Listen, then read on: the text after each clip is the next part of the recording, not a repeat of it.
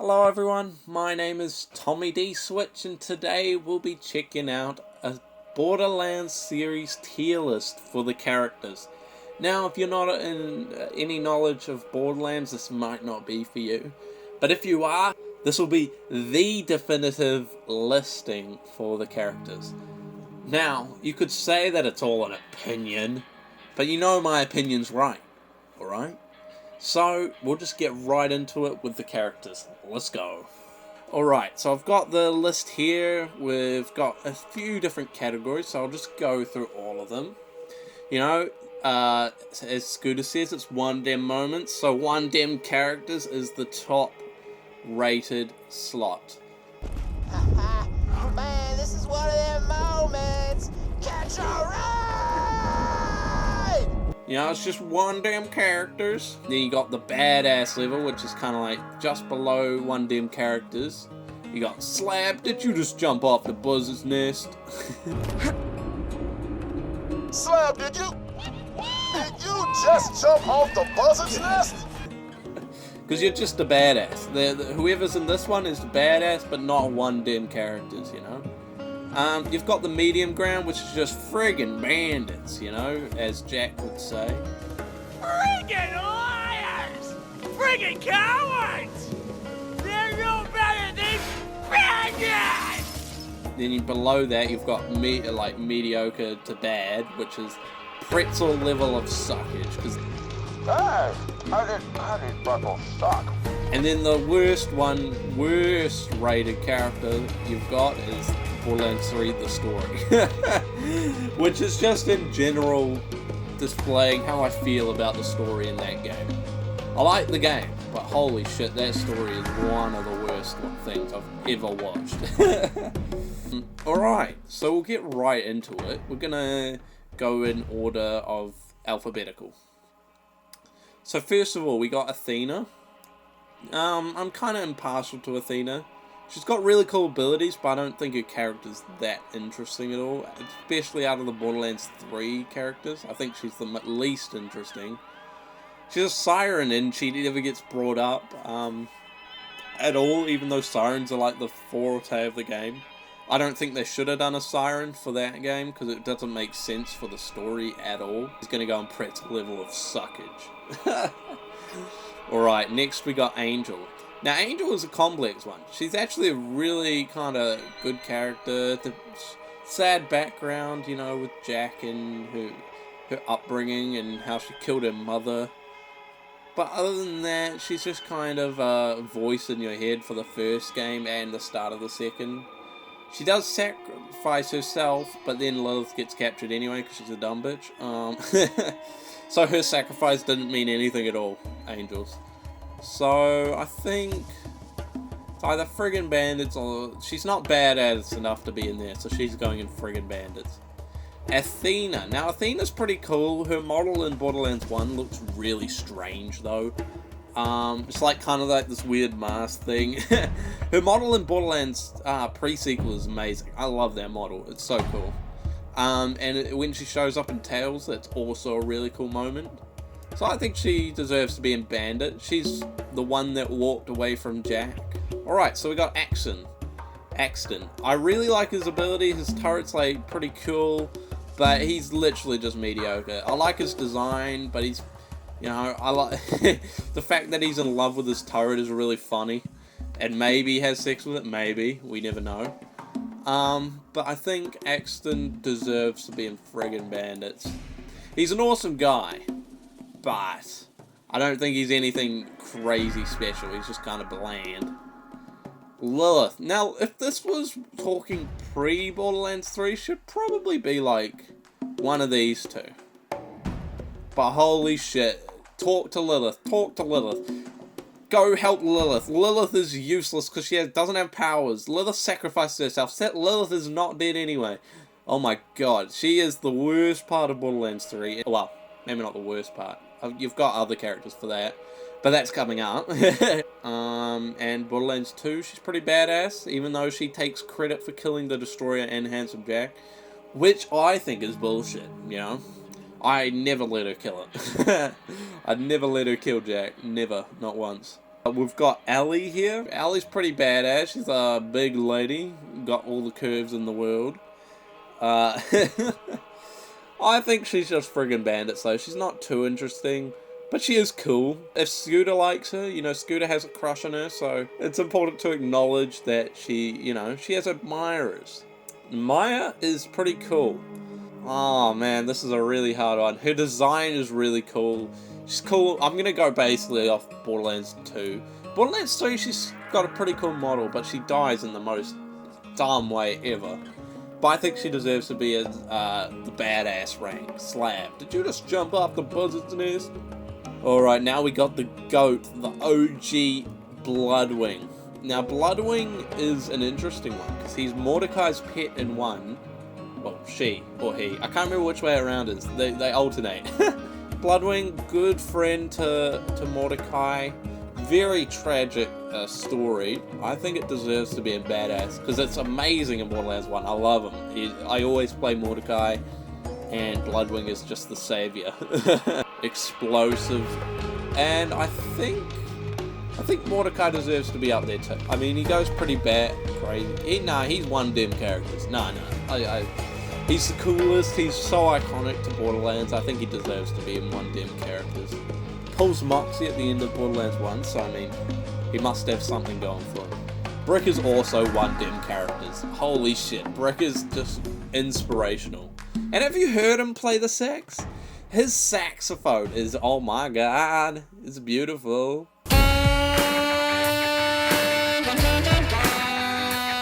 Alright, we got Butt Stallion. Butt Stallion, yeah, I'm not a huge fan of Butt Stallion. It was kind of an overplayed joke in Borderlands 2, and I'm kind of sick of it now. It is funny in Tales when they accidentally shoot him and it starts bleeding. Claptrap. Just because I like playing as him in the pre-sequel, he goes into badass. And he's got an amazing DLC in pre-sequel as well. Pre-sequel's not as bad as people say, that's for sure. Okay, holy shit. Commandant Steele? Oh. Yeah, she kind of sucked. She didn't do anything and she just died, like Borderlands 1. She's just like, ugh. It's like out of nowhere, and you don't even get to fight her. Oh, you fight her in the DLC, but she's like a zombie. But anyway, that's funny. Reese. Now, Reese is cool. I would say Borderlands, like Tales on the Borderlands, he probably goes here. And then Borderlands 3, he would go like here. So I'll average it out, and I'll say I like him enough to be in the badass rank. He's pretty cool. Now, Dr. Zed, or in this case, or I guess Dr. Ned's not on the list either, but we got Dr. Zed here. So I would probably put Dr. Zed in. I'd say he's just a friggin' bandit, you know. Fiona, never really got attached to her that well.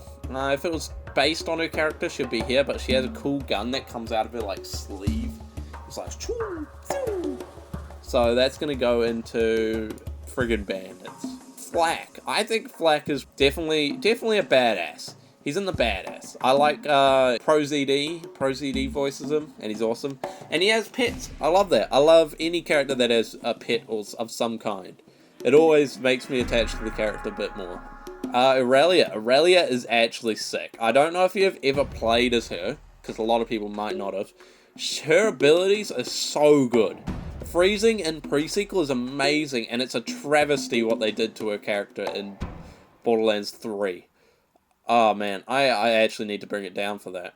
She would be in there if it was just the pre-sequel stuff, but Borderlands 3 definitely puts her down into friggin' bandit. Now Gage, the Micromancer. The Micromancer is an interesting one. She comes back in Borderlands 3 and her DLC is actually pretty good. She has a cool relationship with her robot, Death Trap. Actually, no, she's a solid badass, you know, she deserves to be in that rank. Salvador. Salvador's one that's kind of like Axton, how he's kind of plain and on the more average side, but he's a dwarf and he's fucking sick, so he's going in badass. He's going top of badass. I don't even bother about ordering them, but he deserves it. Salvador's actually really funny and fucking good. His abilities are so good in that game. Handsome Jack. Now, he's just one dim character. This one damn characters. He absolutely goes right to the top of this ranking as well. Handsome Jack definitely deserves to be the best Borderlands character. His story and pre-sequel is amazing. His Borderlands 2 story is amazing. Just that whole thing is awesome. Now Timothy, I think he goes in badass. I really love playing as him just because he's like Jack, you know? But I don't think he's one of them characters. But he is one of the most fun people to play as in the pre-sequel if you favour the dialogue or whatever. Furthermore, on Timothy, his appearance he is the best DLC in Borderlands 3. In my opinion, it's the best DLC. The casino, I just had the most fun with. It was so reminiscent of Borderlands 2 that it was just fun to play, and seeing Timothy again was great. Now you got Krieg. Alright, Krieg is one damn character. Pretty much every line he says is quotable, and it's just sick to play as like this hulking psycho bandit. And it's just fun to play as him. Like it's just inherently fun. He's like the brick of Borderlands 2, and it's a great DLC character.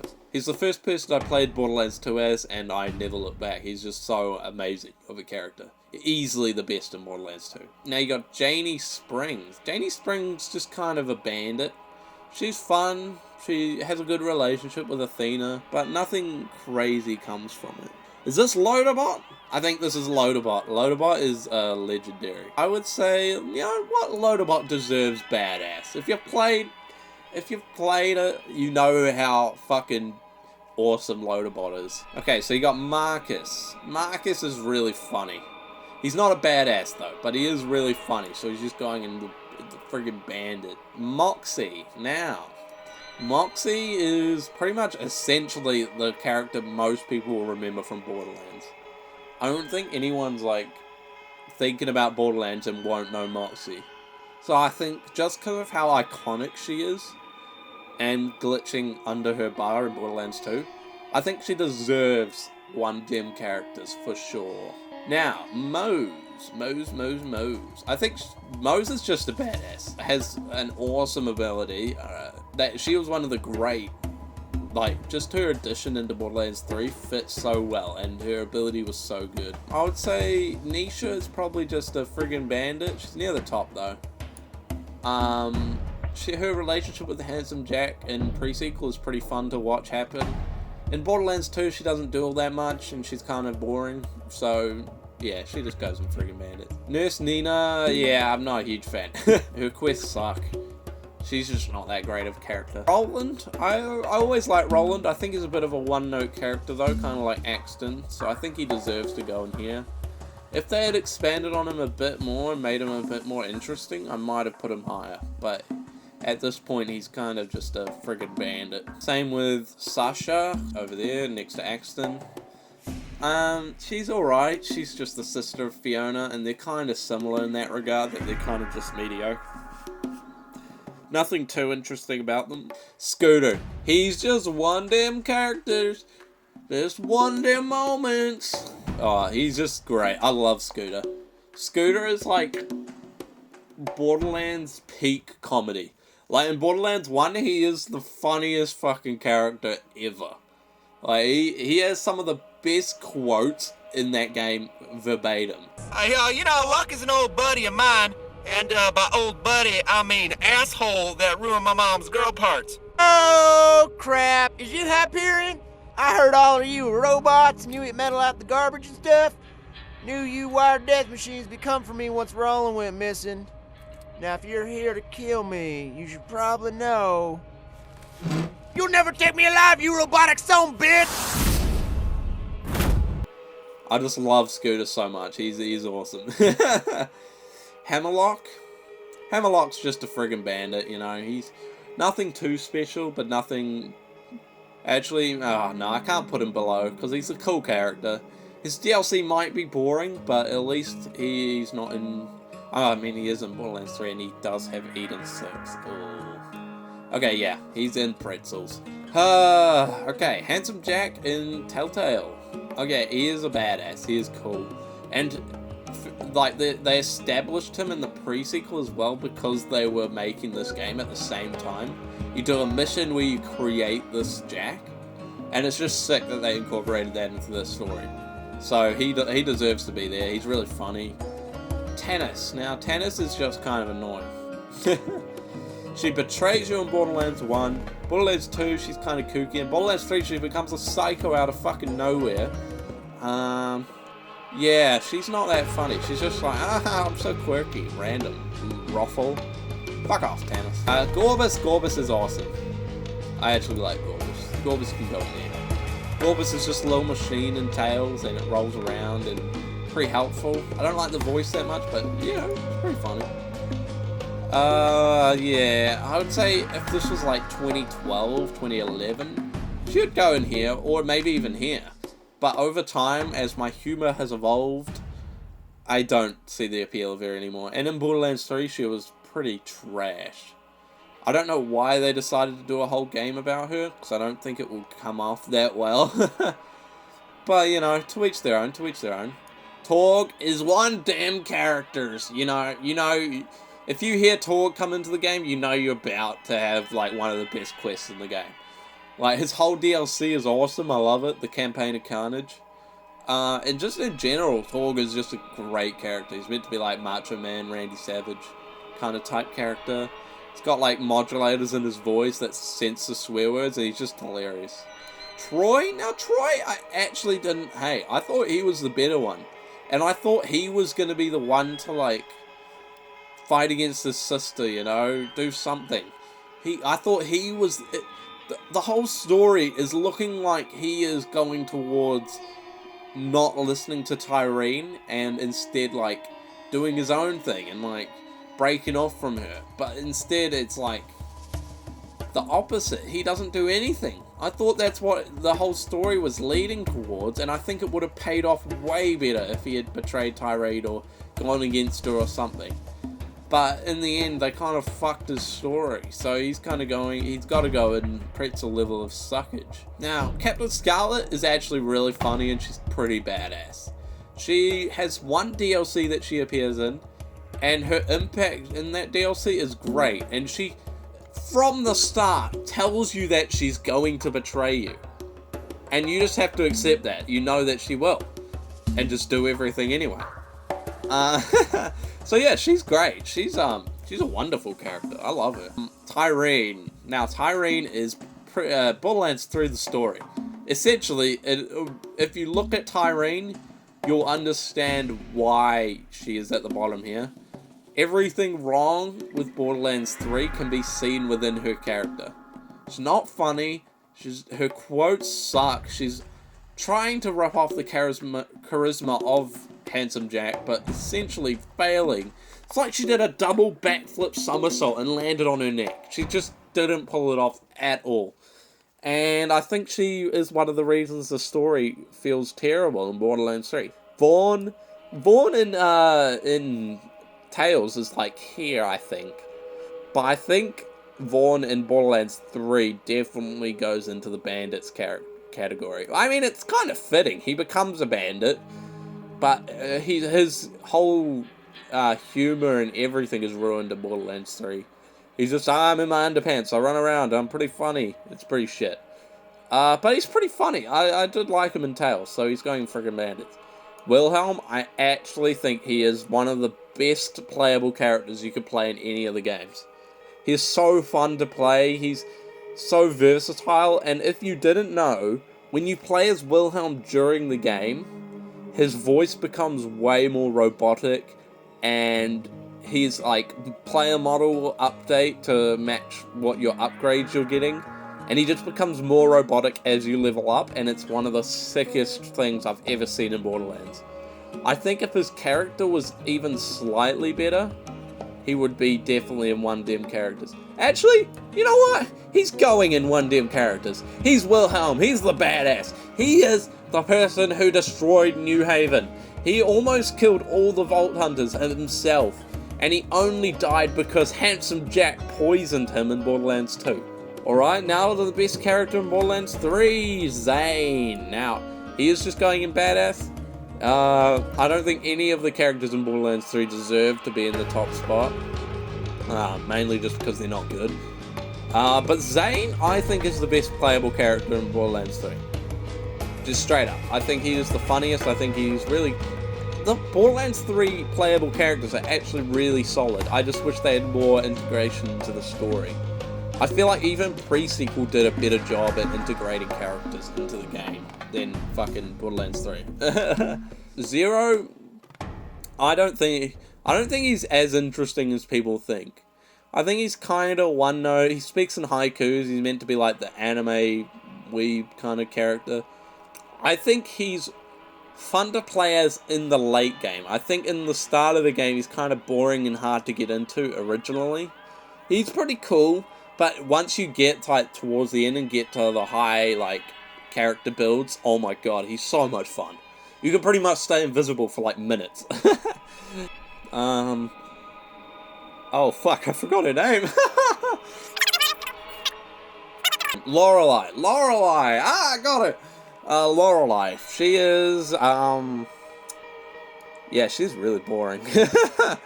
She is not a friggin' bandit. She is just pretzel levels of suckage. Ava. Oh boy. Yeah, she's down here. They tried to make her better with DLCs, but even then, she's still bad. Just her impact on the story is terrible. The way she gets given everything in the world and never gets blamed for anything that she does is the worst fucking thing ever. She blames everyone but herself. I just hate her. She's so annoying. Clay, he's just a friggin' bandit. There's nothing special about him. He's just, you know, kind of a cool guy on the Eden 6, the worst planet in Borderlands 3. So he goes in here. He's actually pretty funny. I do actually rate him. I think he goes in friggin' bandits, but maybe near the top. He's actually pretty funny. I would say maybe below all these characters though. Katagawa's pretty funny. I like his boss battle in Borderlands 3. He's pretty cool. He has like the Zero suit. I like the whole story about him dressing up as Zero and playing you pretty much. Now, Wainwright Jacobs. He is... he's It's nice to see like the corporate heads, but I don't think he's that interesting. I think he's better than Hammerlock. I like him a bit more than Hammerlock.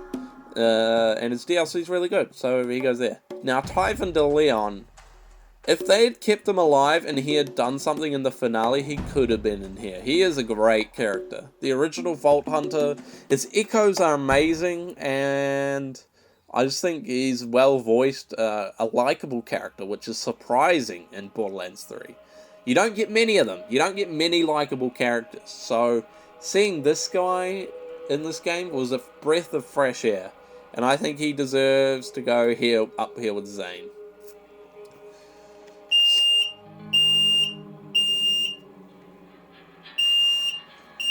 What the fuck? Holy shit. Anyway, what a fucking outro, and what is that timing? I literally just finished and then the alarm went off. Anyway, this is my list. If you have any agreements, arguments, you know, if you think someone should be higher, someone should be lower, let me know.